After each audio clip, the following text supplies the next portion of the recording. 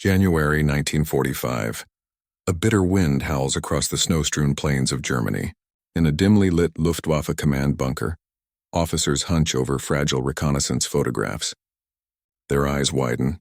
Across the continent, in sprawling factories thousands of miles away, a different rhythm dominates. The relentless roar of assembly lines, the hammering of presses, the steady drone of engines being tested.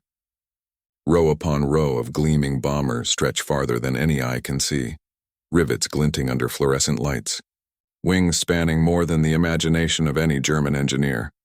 For the men in the bunker, disbelief mingles with dread. Reports arrive daily. More bombers, more fighters, more transport planes.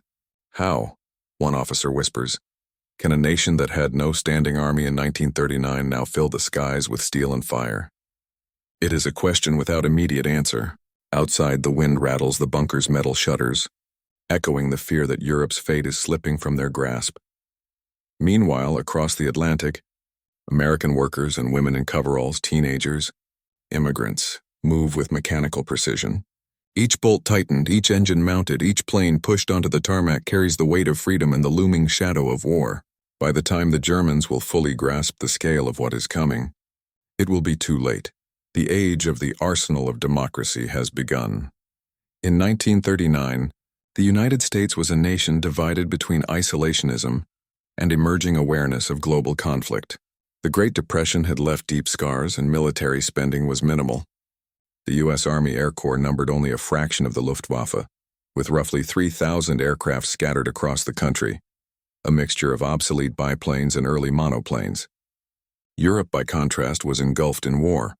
Germany's blitzkrieg had shattered Poland in weeks, and the fall of France in 1940 stunned the world. Across the Atlantic, policymakers and military leaders watched with growing alarm. President Franklin D. Roosevelt understood the stakes. Long before Pearl Harbor, he envisioned a conflict in which industrial might would decide the outcome. In a series of speeches and private meetings, he pushed the idea that the United States could not only defend itself, but supply the nations fighting tyranny. By 1940, the arsenal of democracy was no longer just rhetoric. It was a strategic imperative. Roosevelt proposed aircraft production goals that seemed almost impossible at the time. Tens of thousands of planes per year. Critics scoffed.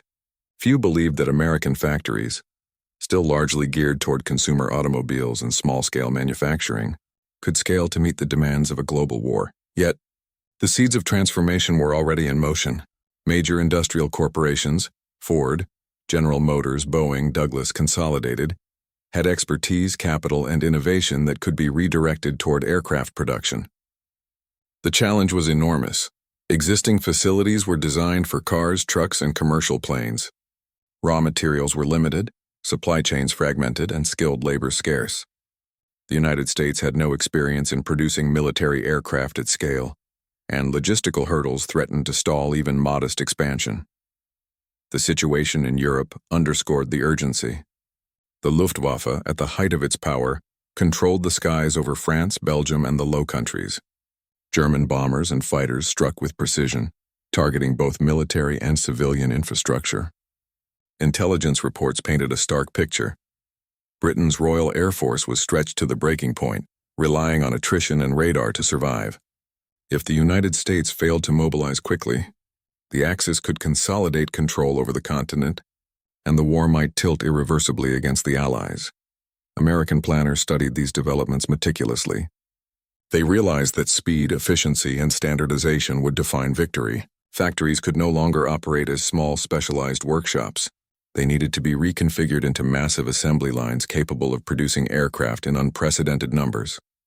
Early experiments, such as the conversion of automotive plants to bomber production, hinted at the possibilities. The Willow Run plant in Michigan, which would later become the symbol of industrial ingenuity, began as a modest test of assembly line aircraft production. Boeing's Seattle factory expanded to accommodate a continuous flow of B-17 bombers, while Douglas Aircraft established multiple plants to meet the growing demand for C-47, transports, and A-20 attack. Aircraft, political, and military leadership worked in tandem to remove bottlenecks. The creation of the War Production Board in January 1942 centralized authority over materials, labor, and manufacturing priorities. Steel, aluminum, and aviation-grade engines became controlled resources, allocated according to strategic necessity. Contracts were issued not only to the largest corporations, but also to smaller subcontractors, creating a network of production that spanned the country. Labor unions were persuaded to cooperate with wartime quotas, and overtime work became a patriotic duty. Even before the first American bombers reached European skies in significant numbers, the strategy was clear. Production itself was a weapon. Unlike battles fought in cities or forests, this war would also be decided in factories. Every plane rolled off an assembly line represented not only a tool of war, but also a signal to Germany that the industrial potential of the United States could not be ignored. As 1941 approached, with the storm of war gathering force across the Atlantic, America's aircraft industry was on the brink of transformation. From a minor player in 1939, it was evolving into a force capable of eclipsing even the most formidable Axis powers. The question that lingered in Berlin and Munich, though few German commanders could articulate it fully, and was simple and terrifying. How could a nation that had lagged behind in military preparedness suddenly produce thousands of planes every month? The answer lay in an unprecedented fusion of politics, industry, and manpower. What followed would not just reshape the skies over Europe, but redefine modern warfare. December 7, 1941 marked the turning point. Pearl Harbor thrust the United States from cautious preparation into total war. The nation, once reluctant, now faced an existential imperative. Germany, Italy, and Japan had declared a global conflict, and the U.S. needed to respond with both force and speed. Overnight, aircraft production became a top strategic priority. Factories that had produced automobiles, household appliances, and commercial planes were transformed into the beating heart of a war effort that would astonish the world. The challenge was immense. Aircraft production required materials in quantities never before demanded.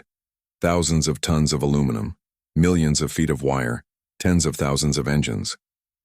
Skilled labor was scarce, and training programs had to expand rapidly.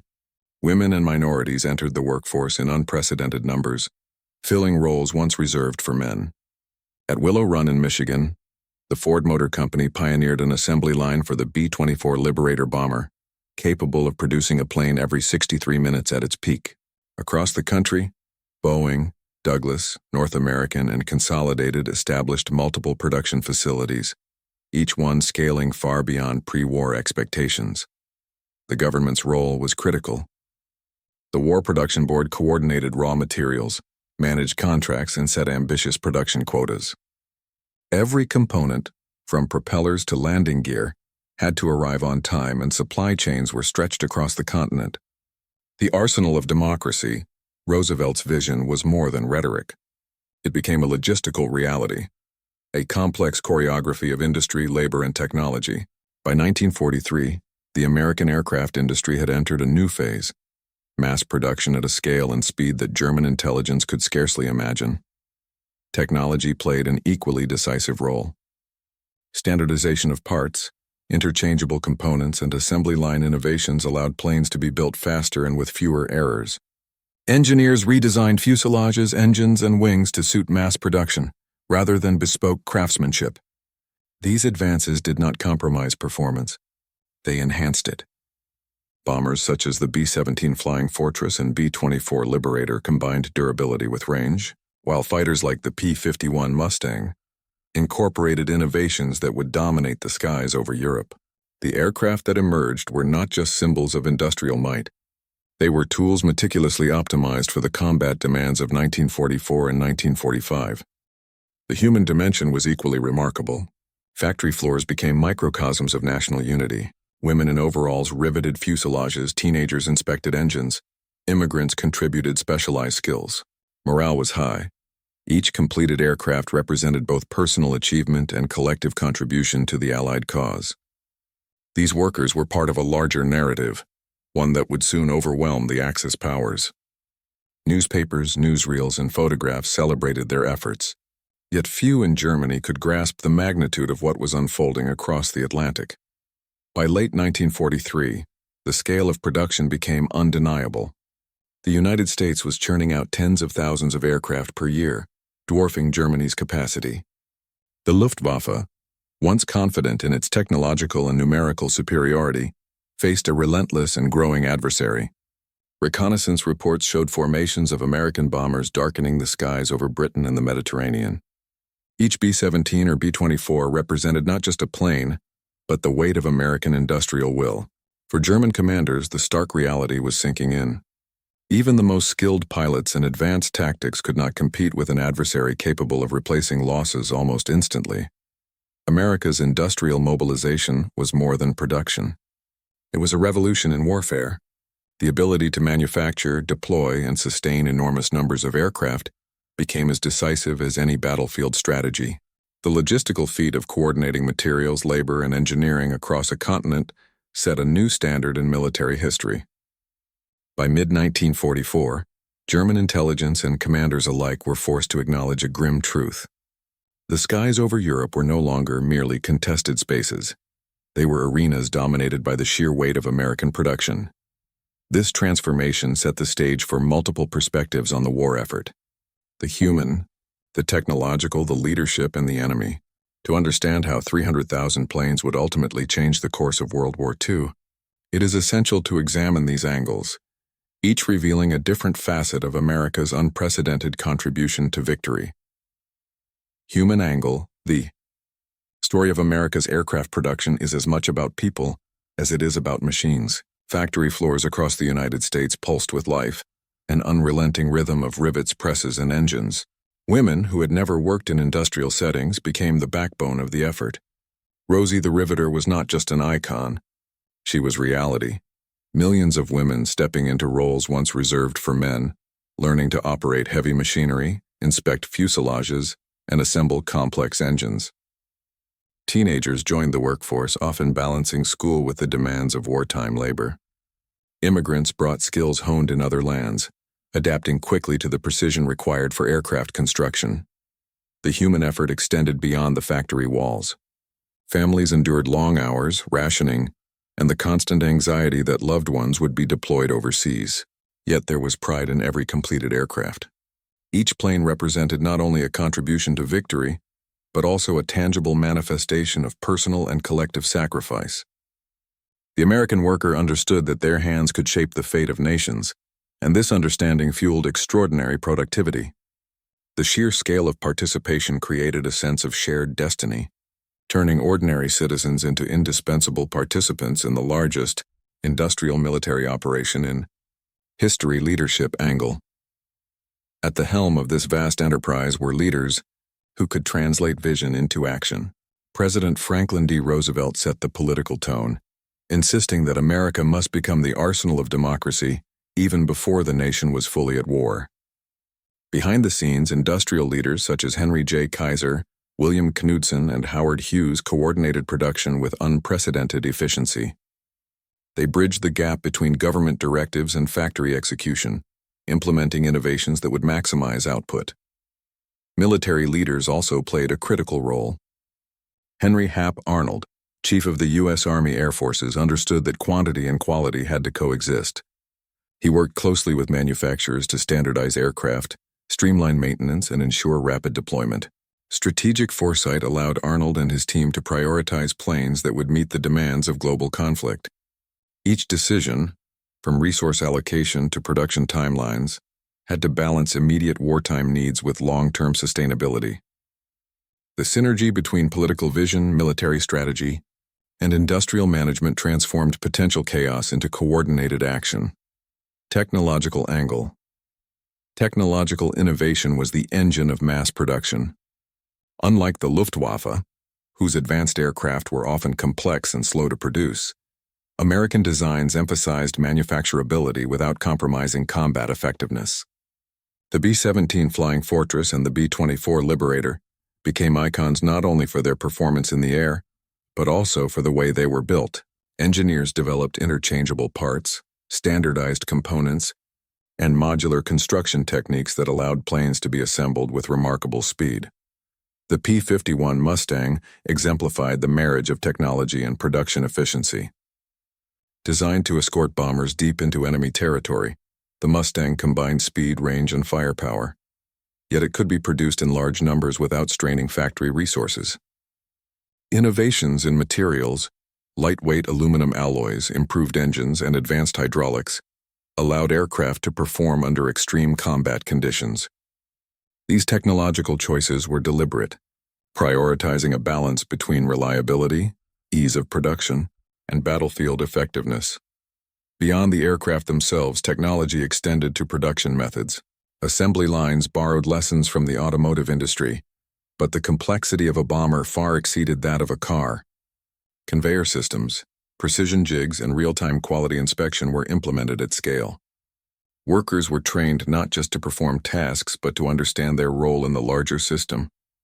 The result was a synchronized industrial machine capable of producing thousands of planes per month, each ready to change the course of the war. These three angles, human, leadership, and technological, begin to reveal how America's aircraft production became an unstoppable force. The people on the factory floors, the leaders directing strategy, and the engineers designing for mass production collectively created a scale of warfare that Germany could scarcely anticipate. Enemy perspective. From the German command's viewpoint, the surge of American aircraft production was almost unimaginable. Early in the war, intelligence reports estimated U.S. bomber capacity at a few thousand per year, numbers that seemed manageable. But by 1943, German reconnaissance revealed a completely different reality. American factories were producing bombers and fighters in quantities that far outstripped losses in combat. Albert Speer, Germany's Minister of Armaments, later reflected on the overwhelming scale, noting that the sheer number of planes being built in the United States was a figure beyond human comprehension. German commanders initially believed their Luftwaffe could counter any Allied air campaign. The Blitzkrieg had taught them that concentration of force, superior tactics, and experienced pilots could dominate the battlefield. Yet, as wave after wave of B-17s and B-24s crossed the Atlantic and darkened European skies, the limits of German planning became painfully clear. Radar and anti-aircraft defenses could only slow, not stop, the relentless flow. Every aircraft destroyed was replaced, sometimes within weeks. The psychological impact was profound. Commanders were forced to reconcile their tactical skill with a strategic reality dominated by industrial output, a concept that did not exist in pre-war military doctrine. Economic angle. The U.S. economy became a weapon as potent as any fighter or bomber. Mobilization of resources transformed the national industrial landscape. Steel mills, aluminum refineries, and oil fields were integrated into a unified war effort. Aluminum production, once a minor component of peacetime industry, soared to meet the demands of aircraft construction. The War Production Board coordinated raw materials, labor, and transportation to ensure that every plane had the resources to reach the sky. Government contracts injected enormous capital into private industry, incentivizing innovation and efficiency. Companies competed not just for profit, but for wartime prestige, pushing the boundaries of manufacturing. Subcontractors across the country, from small machine shops to large foundries, contributed components, creating a nationwide industrial network. Labor policies, including extended shifts and overtime, maximized output without halting quality. The economic mobilization was unprecedented. A nation that had been focused on consumer goods now produced tools of war on a global scale. The integration of economy, technology, and labor set a new standard in industrial warfare, demonstrating that material capacity could determine military outcomes as decisively as tactics or strategy. Moral angle. The production miracle also carried a moral dimension. Each aircraft built in the United States represented more than strategic advantage. It embodied the values of a democratic society, responding to tyranny. Factories were not just workshops. They were arenas where ordinary citizens contributed to the defense of freedom. The labor force, diverse in age, gender, and ethnicity, symbolized the collective moral commitment of a nation under threat. The contrast with Germany was stark. While the Nazis relied on coerced labor and exploited occupied territories, American production was powered by willing citizens, motivated by ideology, patriotism, and personal responsibility. The ethical component reinforced public support for the war effort. Morale on the home front was closely tied to production numbers. Every bomber completed signaled progress, every plane in the air a tangible blow against tyranny. In this sense, aircraft production was not merely a technical achievement. It was a moral statement.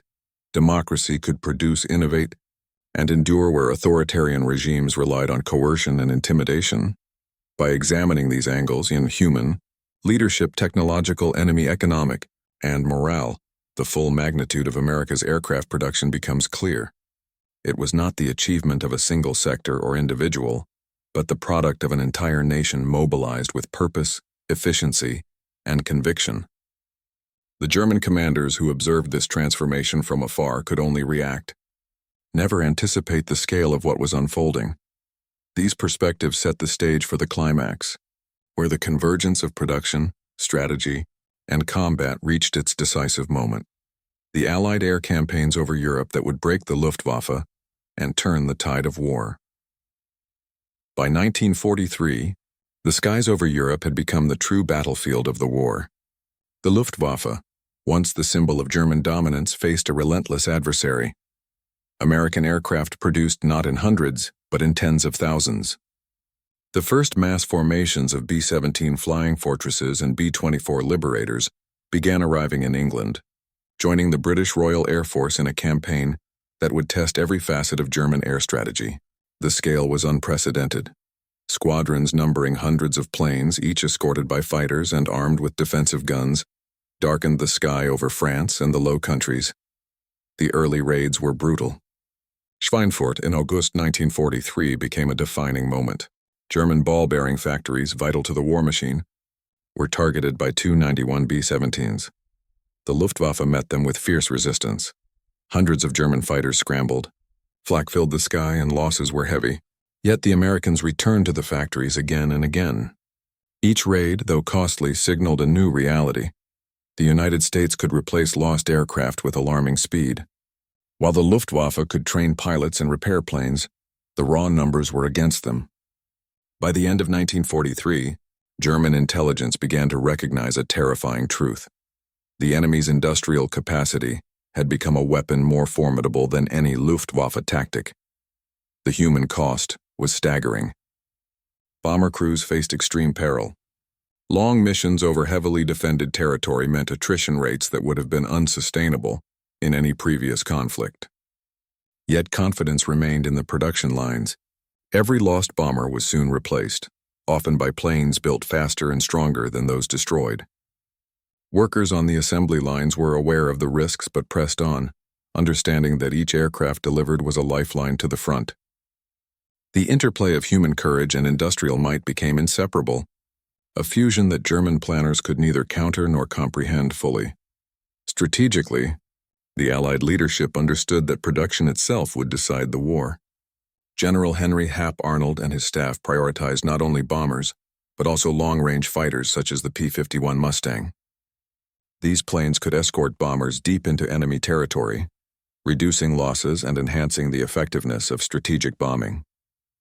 By mid-1944, the combined might of American and British air forces had grown into an unstoppable wave.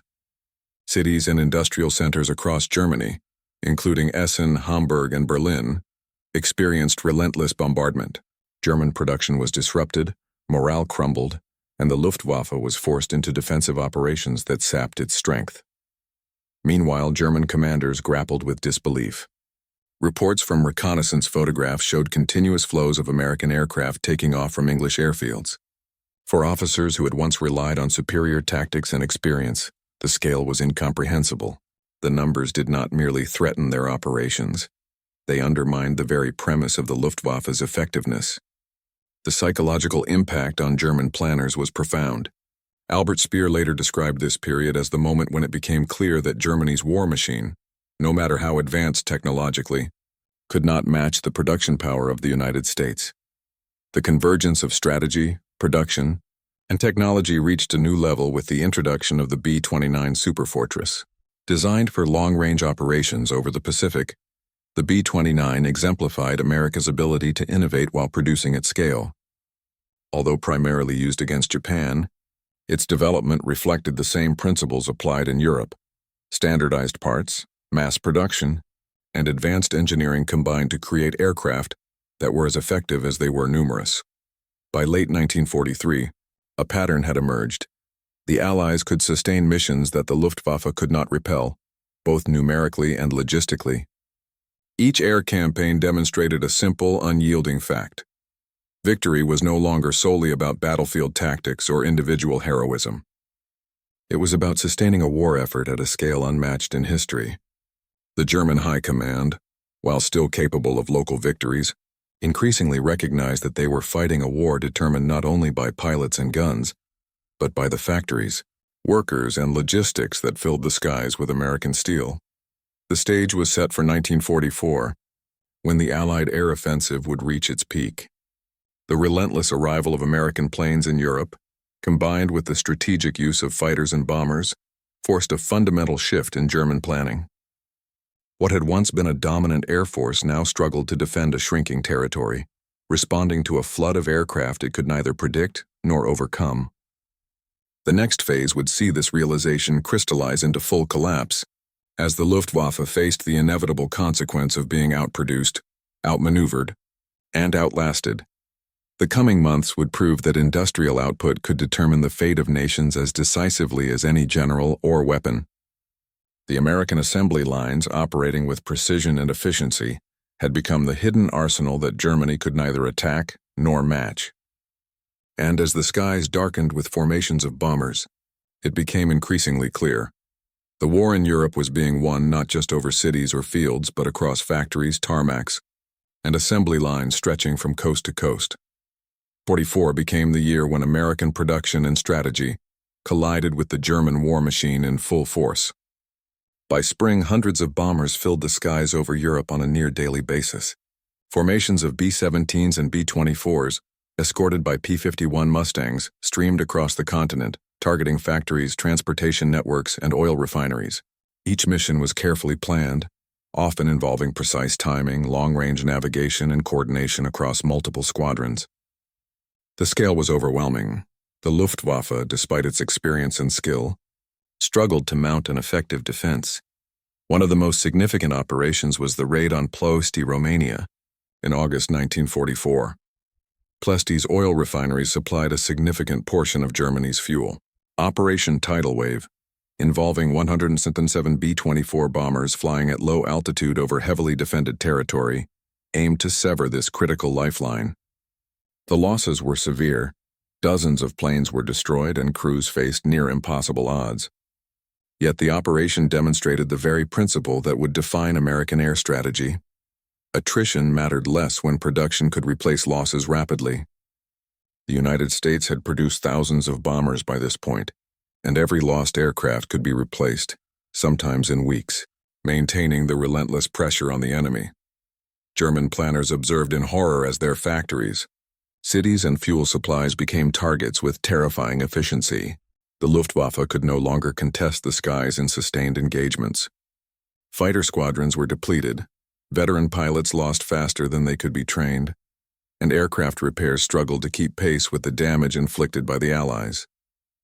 German anti-aircraft defenses, once formidable, could not stem the tide of the American aerial onslaught. Each raid revealed a stark reality. The Americans were not just winning battles, they were overwhelming the German war economy itself. The bombing of Dresden in February 1945 underscored the scale and inevitability of Allied dominance. Although primarily a psychological and strategic operation, the destruction of the city symbolized Germany's inability to resist the American and British air forces. Entire districts were obliterated, communications disrupted, and morale shattered.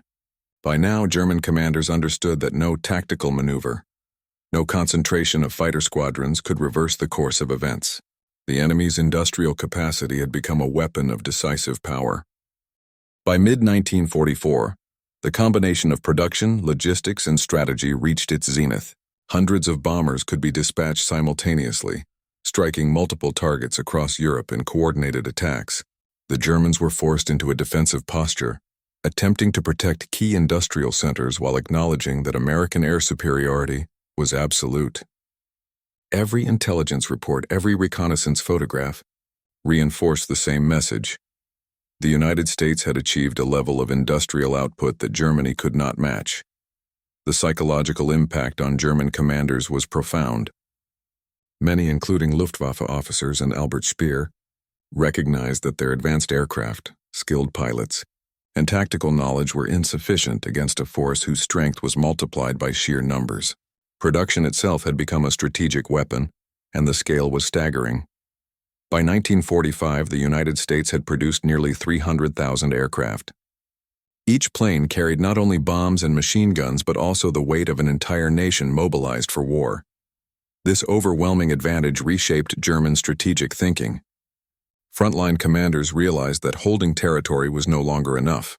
Without the ability to contest the skies, every defensive operation was doomed to fail. Cities, infrastructure, and fuel supplies fell increasingly under Allied control.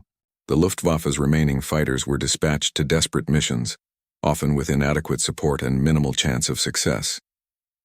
The numerical and logistical reality was undeniable. The German Air Force had been outproduced, outmaneuvered, and systematically neutralized. As the Allies pressed further into Germany, the consequence of unmatched production became apparent in every theater. Air superiority facilitated the Normandy invasion, the advance through France, and the final assault on the Rhine. The German military, overwhelmed at every level, could not mount coordinated resistance. The industrial might of the United States, its assembly lines, labor force, and logistical networks, had tipped the scales decisively. By the spring of 1945, the war in the air was effectively over, leaving only the remnants of German forces to fight on increasingly hopeless fronts. The decisive lesson of this period was clear. Victory in modern warfare required more than skilled generals, advanced technology, or tactical brilliance. It required an industrial engine capable of sustaining operations indefinitely. America had built that engine, and its output had rewritten the rules of conflict. By merging strategy, production, and innovation, the United States demonstrated that the capacity to produce on a massive scale could determine the outcome of a global war, a reality that German commanders could neither prevent nor counter. By 1945, the scope of America's aircraft production was staggering. Nearly 300,000 planes had been built since the start of the war, from fighters to bombers, transports to reconnaissance aircraft. Of these, roughly one-third had been lost in combat, yet the replacement rate ensured the Allies maintained overwhelming air superiority. The German war machine, once feared for its precision and tactical skill, had been rendered increasingly impotent. The Luftwaffe, decimated and undertrained, could no longer contest the skies over Europe. What remained were scattered defensive units, incapable of mounting coordinated campaigns, facing a relentless tide of American and Allied aircraft. The consequences were immediate and far-reaching. Strategic bombing campaigns crippled Germany's industrial base. Cities such as Hamburg, Cologne, and Dresden lay in ruins, their factories destroyed, rail networks severed, and power grids shattered. Essential resources, oil, steel, and ball bearings, became scarce and German production faltered. Albert Speer, the Minister of Armaments, later reflected on the sheer scale of the challenge. The United States could produce more aircraft in weeks than Germany could manufacture in months. By the time the Reich attempted to rebuild or repair facilities, the Allies had already struck again, maintaining a cycle of destruction that Germany could not escape. The psychological toll was equally devastating. German commanders faced a grim reality. Even superior tactics and localized victories could not overcome the overwhelming weight of American production. Reports from the front repeatedly emphasized the numerical superiority of Allied aircraft, the rapid replacement of losses, and the increasing proficiency of bomber crews. Morale among German pilots and ground crews collapsed under the dual pressure of relentless aerial bombardment and the knowledge that reinforcements would never arrive in sufficient numbers. The human cost of America's air campaigns was immense on both sides. Bomber crews endured harrowing missions over heavily defended territory, facing flak, fighter attacks, and severe weather. Losses were high, yet crews persisted, driven by duty and the understanding that every mission contributed to a broader strategic goal. On the German side, civilians bore the brunt of the destruction wrought by the air war. Cities reduced to rubble, Families displaced and essential services disrupted created a landscape of suffering, yet this devastation was inextricably linked to the industrial might that made the campaigns possible. A force built, maintained, and replaced with astonishing efficiency. Beyond the immediate theater, the Allies' dominance in the air reshaped the broader strategic landscape. Ground operations became more effective with air superiority, providing reconnaissance, close support, and logistical coordination. The Normandy landings, the liberation of France, and the final push into Germany were facilitated by the ability to control the skies. Each successful operation reinforced the lesson learned from years of production. Overwhelming industrial capacity could dictate the tempo and outcome of war, independent of battlefield heroics. At the same time, the scale of American production left an enduring mark on military planning. Planners recognized that air power was no longer just a tactical asset, but a decisive strategic tool. The capacity to sustain prolonged campaigns, replace losses rapidly, and innovate technologically became central to Allied strategy. In effect, the factories, assembly lines, and labor forces of the United States had become as critical as the armies and fleets themselves, a new dimension of warfare that Germany could neither match nor anticipate fully. The stage was set for the final collapse of the Third Reich. As American aircraft continued to dominate the skies, Germany's capacity to resist dwindled.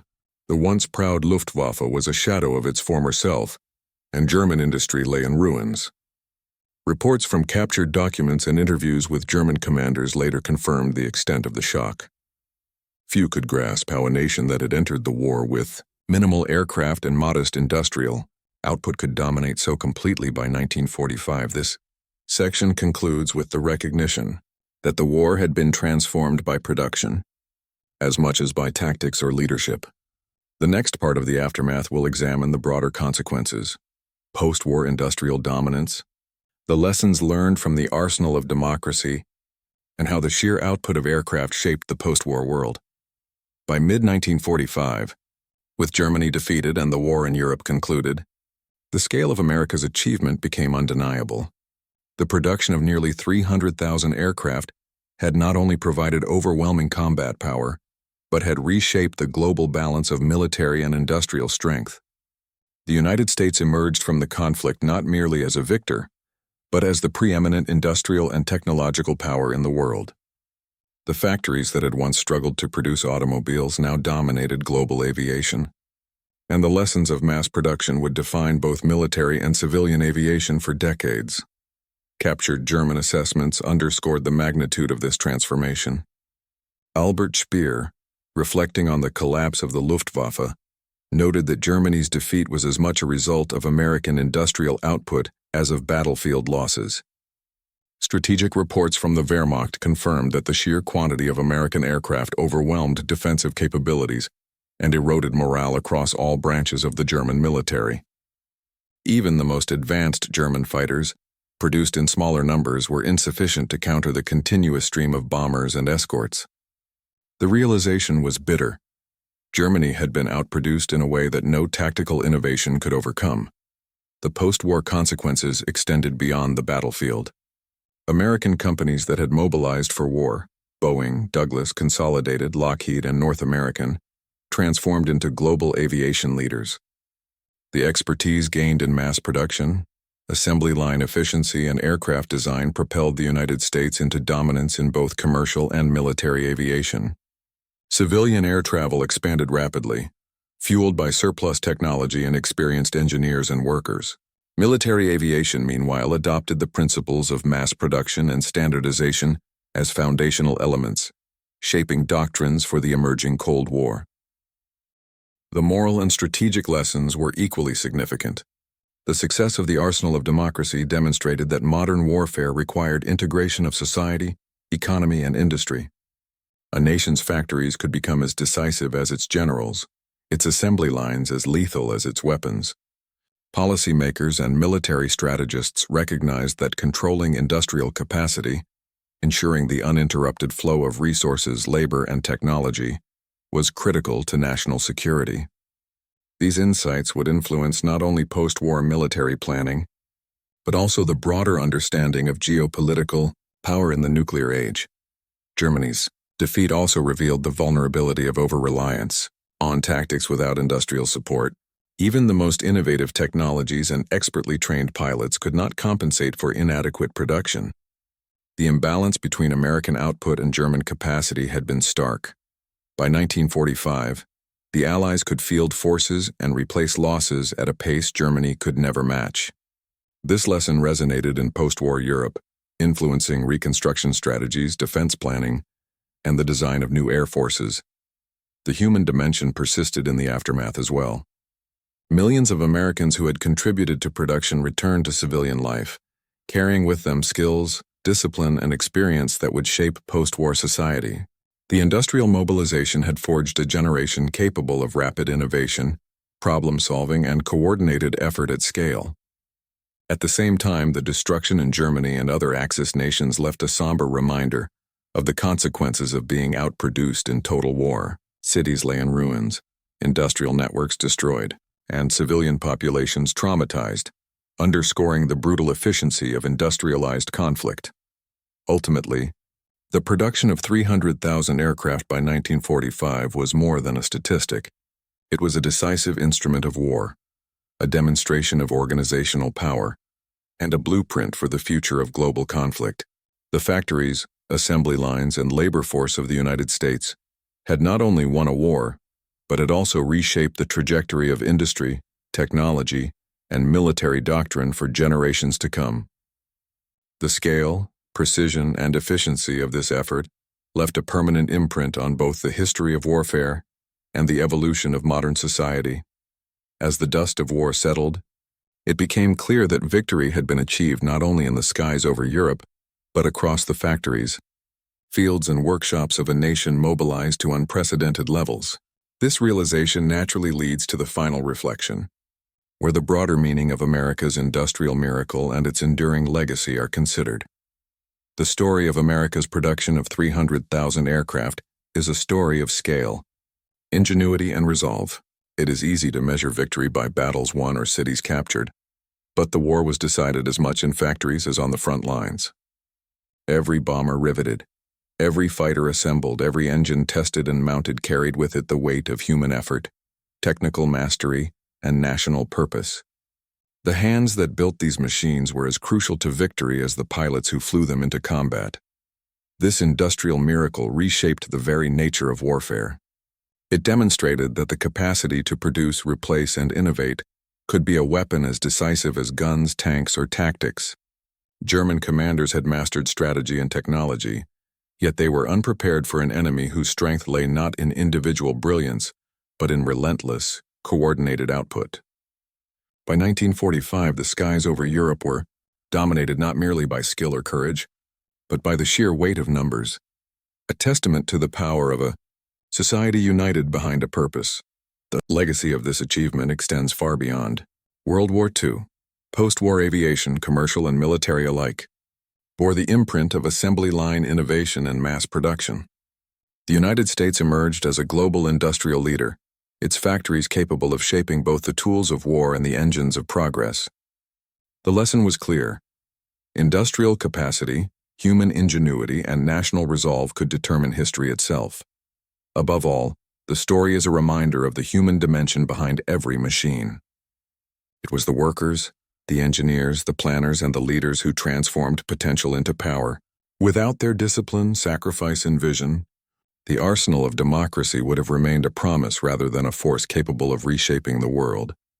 In the end, it was not the number of bombs dropped, nor the skill of any single pilot that sealed victory.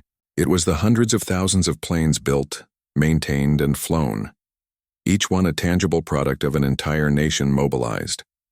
The factories, the assembly lines, and the people behind them became as decisive as any battlefield. History remembers not only the battles, but the hands that built the machines that won them, and in that truth lies the enduring power of America's industrial triumph.